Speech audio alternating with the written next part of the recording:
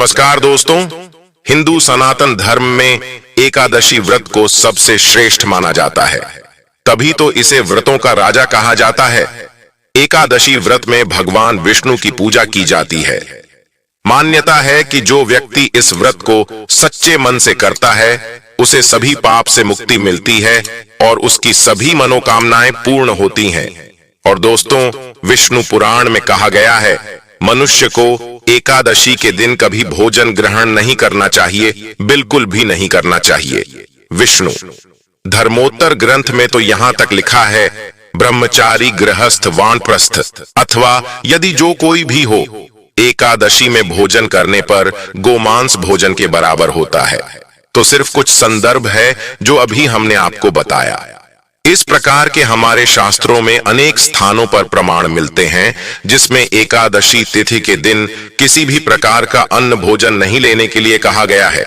इसलिए 8 वर्ष की आयु से 80 वर्ष की आयु के सभी मनुष्यों को अपनी क्षमता अनुसार एकादशी व्रत का पालन अवश्य करना चाहिए। ज्येष्ठ मास की कृष्ण पक्ष की एकादशी को अपरा एकादशी के नाम से जाना जाता है और इस एकादशी को अचला एकादशी भी कहा जाता है। इस दिन भगवान त्रिविक्रम की पूजा का विधान है और अपार पुण्य की प्राप्ति होती है। अपरा एकादशी का व्रत करने से, जैसा इसके नाम से ही पता चलता है, अपरा एकादशी मतलब अपार पुण्य की प्राप्ति होती है, अपार धन की प्राप्ति होती है और कीर्ति और यश की प्राप्ति होती है।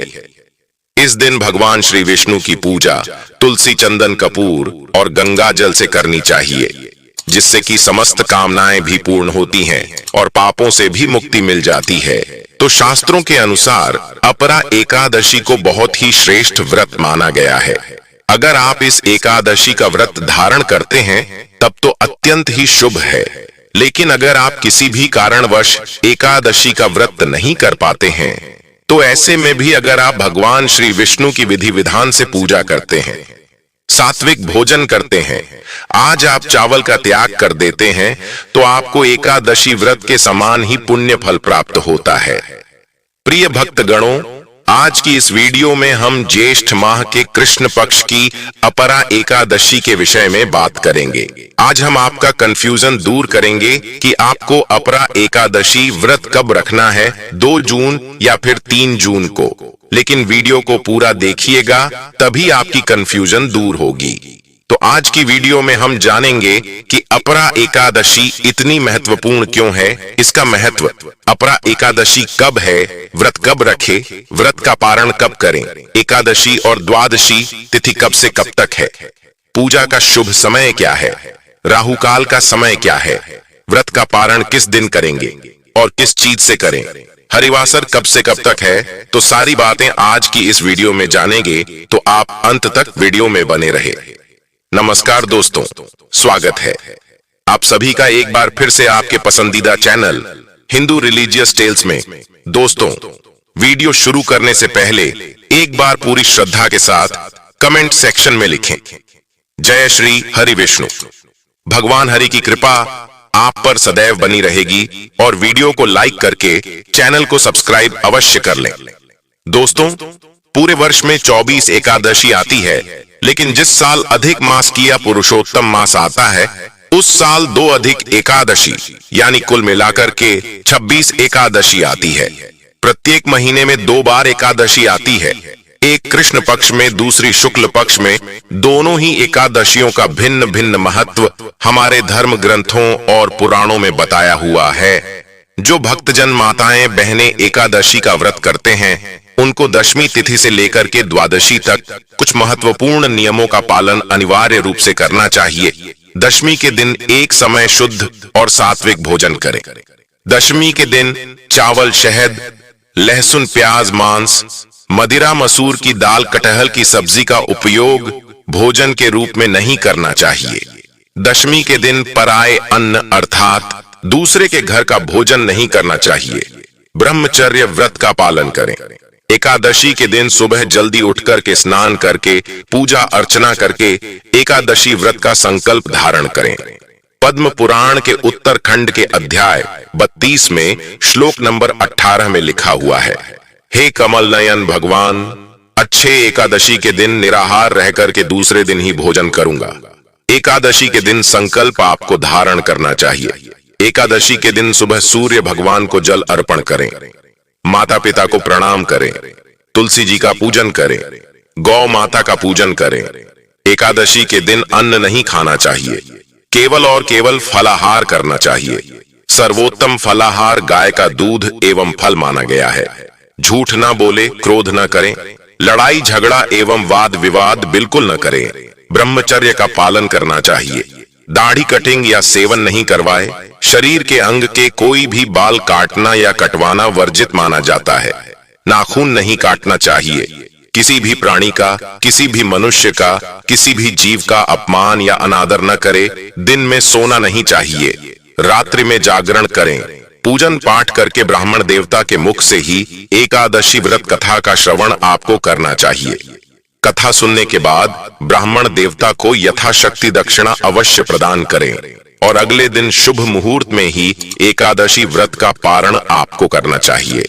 पारण का अर्थ होता है व्रत खोलना या व्रत का समापन करना। एकादशी के दिन आप चाय कॉफी पी सकते हैं, कोई दोष नहीं लगेगा, लेकिन ध्यान रखें आपको इस दिन फलाहार में हल्दी का उपयोग नहीं करना चाहिए। एकादशी के दिन पान नहीं खाना चाहिए। एकादशी के दिन कोई भी अभय भक्षण जैसे लहसुन, प्याज, मांस, मदिरा का उपयोग नहीं करना चाहिए। एकादशी के दिन घर में चावल का उपयोग नहीं करना चाहिए। चावल बनाना भी नहीं चाहिए और चावल खाना भी नहीं चाहिए और चावल इस दिन पूजा में भी उपयोग नहीं करना चाहिए। एकादशी के दिन यदि आपके घर परिवार में जन्म अथवा मृत्यु का सूतक लग जाता है तो ऐसी परिस्थिति में आप एकादशी व्रत तो अवश्य करें, सभी नियमों का भी पालन करें, लेकिन आपको भगवान का स्पर्श या पूजन अर्चन नहीं करना चाहिए। अगले दिन जब आप व्रत का पारणा करते हैं तो सूतक की अवस्था में जल या तुलसी पत्र या फल या फलाहारी वस्तु से व्रत का पारणा कर सकते हैं। यदि आप यात्रा में हैं या कहीं बाहर है और पूजा पाठ या पारणा की व्यवस्था नहीं हो पा रही है तो आंख बंद करके मानसिक रूप से मन में सभी वस्तु का, सभी विधि का ध्यान करते हुए यदि आप एकादशी व्रत करेंगे तो आपको एकादशी पूजा का, व्रत का पूरा पुण्य प्राप्त होगा, क्योंकि हमारे धर्म ग्रंथों और पुराणों में मानसिक पूजा का भी विधान बताया गया है। और इसी तरह यदि कोई माताएं बहनें मासिक धर्म पीरियड की अवस्था में रहती हैं तो ऐसी अवस्था में भी उनको व्रत करना चाहिए। व्रत के नियमों का भी पालन करना चाहिए, लेकिन उनको भगवान का स्पर्श या पूजन अर्चन नहीं करना चाहिए। साथ ही जो माताएं बहनें गर्भावस्था में है, गर्भवती है, तो उनको अपने बालक का, अपने शिशु का, गर्भस्थ बच्चे का ध्यान रखते हुए ही एकादशी व्रत करना चाहिए। अच्छी प्रकार से फलाहार करके वह व्रत कर सकती हैं, लेकिन कोई भी इस दिन गलत काम ना करे। किसी भी प्रकार का पाप कर्म बिल्कुल ना करें। सभी तरह से आपको अच्छे मन से पवित्र अवस्था से एकादशी व्रत का नियम विधि विधान से पालन करके ही करना चाहिए। अगर जाने अनजाने में आपसे कोई त्रुटि हो जाती है, गलती हो जाती है, तो प्रभु से आप क्षमा याचना अवश्य कर लीजिएगा। प्रभुत्व कृपा निदान हे दयालु है, आपको क्षमादान अवश्य ही प्रदान करेंगे। आइए अब जानते हैं एकादशी तिथि कब से प्रारंभ है, शुभ मुहूर्त। लेकिन उससे पहले अभी तक दोस्तों अपने वीडियो को लाइक नहीं किया है तो वीडियो को लाइक करके चैनल को सब्सक्राइब अवश्य कर दें। इस बार एकादशी की तिथि प्रारंभ होगी 2 जून रविवार की सुबह 5:05 से। इससे पहले तक दशमी तिथि रहेगी और एकादशी की तिथि समाप्त होगी 3 जून सोमवार की सुबह 2:41 पर, क्योंकि एकादशी की तिथि इस बार 2 दिन रहने वाली है। ऐसे में इस बार दोनों ही दिन एकादशी का उपवास रखा जाएगा। 2 जून रविवार को पड़ने वाला एकादशी का व्रत दशमी तिथि युक्त एकादशी का रहेगा और ऐसे में जो भी गृहस्थ जन है वो इस उपवास रख सकते हैं। लेकिन जो भी वैष्णव लोग होते हैं जिन्होंने गुरु मंत्र की दीक्षा ली होती है उन्हें द्वादशी तिथि मिली हुई एकादशी का व्रत रखना चाहिए। ऐसे में आप चाहे तो 2 जून रविवार का व्रत रख सकते हैं, लेकिन मोक्ष प्राप्ति की इच्छा रखने वाले सभी भक्तों को द्वादशी तिथि एकादशी का ही व्रत रखना चाहिए। इसलिए इस बार 3 जून सोमवार को भी एकादशी का व्रत रहेगा, क्योंकि वैष्णव एकादशी होगी। इस दिन भले ही एकादशी तिथि सुबह ही समाप्त हो गई हो, लेकिन यह एकादशी बहुत ही शुद्ध एकादशी मानी जाती है।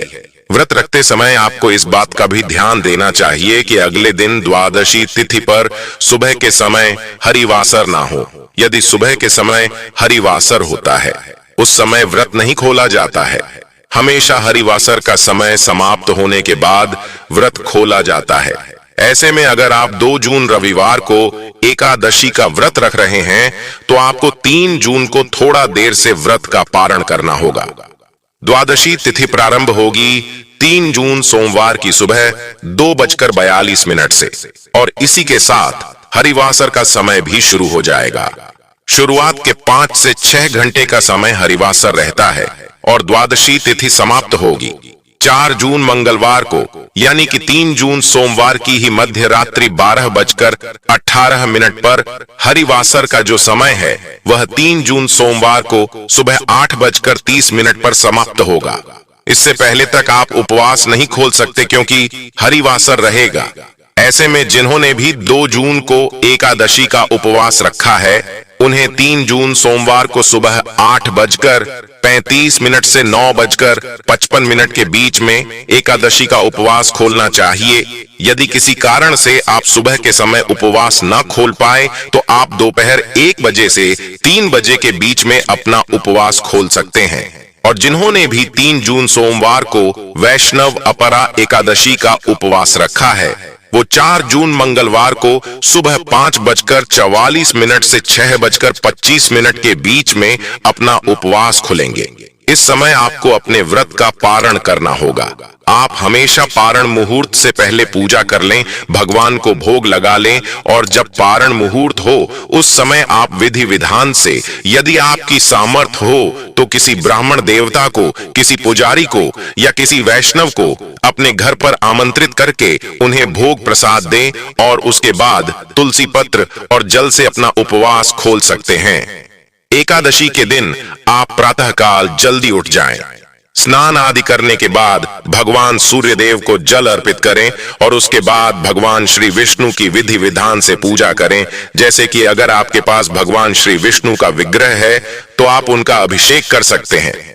पंचामृत से या कच्चे दूध से, शुद्ध जल से, जो भी चीज आपके पास उपलब्ध है, भगवान विष्णु का अभिषेक कीजिए। पीले वस्त्र धारण कराए, और उसके बाद भगवान श्री विष्णु के सामने शुद्ध घी का दीपक प्रज्वलित करके उन्हें पीले पुष्प और पीले फल अर्पित करें। विधि विधान से भगवान की पूजा करें, और भगवान श्री विष्णु के सामने आज आपको ओम नमो भगवते वासुदेवाय नमः इस मंत्र का जप करना चाहिए। इसके साथ ही आप चाहे तो विष्णु सहस्त्र नाम का पाठ कर सकते हैं, विष्णु चालीसा का पाठ कर सकते हैं, कि मद भगवत गीता का पाठ कर सकते हैं, या भगवान श्री विष्णु के किसी भी स्तोत्र, किसी भी मंत्र का जप कर सकते हैं। और हाँ, जो भक्त व्रत धारण करना चाहते हैं, उन्हें विष्णु की पूजा करते समय अपने दाहिने हाथ में जल और पुष्प लेकर व्रत का संकल्प लेना चाहिए, क्योंकि बिना संकल्प के व्रत का कोई भी फल प्राप्त नहीं होता है। इसलिए व्रत का संकल्प ले लीजिए। और अगर आप किसी कामना के निमित्त यह व्रत धारण कर रहे हैं, तो अपनी मनोकामना भी भगवान श्री विष्णु के सामने कहे, और अपनी मनोकामना को पूर्ण करने के लिए भगवान श्री विष्णु से प्रार्थना कीजिए। व्रत में, पूजा पाठ में किसी भी प्रकार की जाने अनजाने गलतियां हो जाती हैं, उसके लिए भगवान श्री विष्णु से क्षमा प्रार्थना कर दीजिए। तो व्रत का संकल्प जब आप ले लेते हैं, उसके बाद आपका व्रत प्रारंभ हो जाता है। विधि विधान से भगवान श्री विष्णु की पूजा आराधना कीजिए, उनके मंत्रों का जप कीजिए। और व्रत हमें किस प्रकार रखना चाहिए, व्रत में क्या खाएं क्या ना खाएं। देखिए, अगर आप व्रत कर रहे हैं, आप फलों का सेवन कर सकते हैं, आप दूध, जूस इत्यादि ले सकते हैं, अन्न का सेवन नहीं करना चाहिए। जब हम व्रत कर रहे हैं, तो बाकी आप इस व्रत में फलाहार कर सकते हैं। और हम बहुत से भक्त इस व्रत को निर्जल भी धारण करते हैं। तो भक्तों की अपनी श्रद्धा होती है, जिस भी प्रकार से आप व्रत धारण करना चाहते हैं कर सकते हैं। पूरे दिन आप व्रत रहेंगे और उसके बाद शाम के समय फिर से भगवान श्री विष्णु की पूजा आराधना की जाती है। तो शाम को स्नान इत्यादि करके साथ स्वच्छ वस्त्र धारण करके भगवान श्री विष्णु के सामने शुद्ध घी का दीपक प्रज्वलित करके उनके नाम का मंत्र का स्मरण कीजिए। विधि विधान से उनकी पूजा कीजिए, उन्हें भोग अर्पित कीजिए। बहुत के भक्तों का प्रश्न होता है कि भगवान श्री विष्णु को भोग क्या लगाना चाहिए। देखिए, आपके पास जो भी उपलब्ध हो, जो भी वस्तु आपके पास उपलब्ध, श्रद्धा पूर्वक भगवान श्री विष्णु को अर्पित कर सकते हैं। जैसे आप चाहे तो फलों का भोग लगा सकते हैं, मखाने की खीर या साबूदाने की खीर बनाकर भी भगवान श्री विष्णु को अर्पित कर सकते हैं। और इसके साथ ही आप पीली मिठाई, दूध से बनी हुई मिठाई का भी भोग लगा सकते हैं। एकादशी के दिन भोग अवश्य लगाना चाहिए। पीले फलों का भोग, केले का भोग भगवान श्री विष्णु को अर्पित करना बहुत श्रेष्ठ माना जाता है। और जो भोग आप भगवान श्री विष्णु को अर्पित कर रहे हैं, उसमें से कुछ केले अगर आप गाय को खिलाते हैं तो इससे आपके व्रत का बहुत अधिक फल प्राप्त होता है। और गौ माता को केला खिलाते समय जो कामना कहते हैं तो निश्चित ही आपकी कामना पूर्ण होती है, क्योंकि गौ माता में 33 कोटि देवी देवताओं का वास माना गया है। तो गौ सेवा से बहुत अधिक पुण्य फल की प्राप्ति होती है, समस्त प्रकार के पापों से मुक्ति मिलती है और समस्त प्रकार की मनोकामनाएं भी पूर्ण हो जाती हैं। तो अपरा एकादशी के दिन गौ सेवा जरूर करनी चाहिए। एकादशी के दिन आप पूरे दिन व्रत रहते हैं, रात्रि में भी आप फलाहार ही करेंगे। अगले दिन सुबह उठकर व्रत का पारण किया जाता है। तो द्वादशी तिथि में इस व्रत का पारण करना है। सुबह जल्दी उठ जाइए, स्नान इत्यादि करने के बाद साफ स्वच्छ वस्त्र धारण करके भगवान सूर्य देव को जल अर्पित करें। उसके बाद भगवान श्री विष्णु की विधि विधान से पूजा आराधना कीजिए और इसके बाद शुद्ध सात्विक भोजन बनाकर शुभ मुहूर्त में आपको व्रत खोलना चाहिए, यानी कि पारण करना चाहिए। लेकिन अपने पारण करने से पहले, अपनी व्रत खोलने से पहले शास्त्रों के अनुसार किसी ब्राह्मण को घर बुलाकर भोजन कराना चाहिए। लेकिन अगर ऐसा संभव न हो तो किसी ब्राह्मण के निमित्त दान की सामग्री निकाल दीजिए। मतलब भोजन की कच्ची सामग्री का आज दान करना चाहिए। तो आटा, दाल, सब्जियां, फल इत्यादि जो भी आप दान करना चाहते हैं, वस्त्र दक्षिणा के साथ आप किसी ब्राह्मण को, किसी पुजारी को या किसी मंदिर में, धर्म स्थान में आप दान कर सकते हैं। एकादशी का जो दान होता है हमेशा किसी ब्राह्मण को दिया जाता है। तो इस बात का आपको ध्यान रखना चाहिए और दान की सामग्री निकालने के बाद आप शुभ मुहूर्त में पारण कर सकते हैं। दान आप बाद में भी भिजवा सकते हैं। तो इस प्रकार से दशमी से लेकर द्वादशी तक एकादशी व्रत के नियम होते हैं। और जो भक्त एकादशी का व्रत करते हैं, सभी नियमों का पालन करते हैं, तो हम आशा करते हैं अपरा एकादशी से संबंधित यह जानकारी आपके लिए अवश्य उपयोगी होगी। अगर आपको आज की वीडियो अच्छी लगी हो तो वीडियो को लाइक करके हिंदू रिलीजियस टेल्स चैनल को सब्सक्राइब अवश्य कर लें। जय जय श्री राम, हर हर महादेव।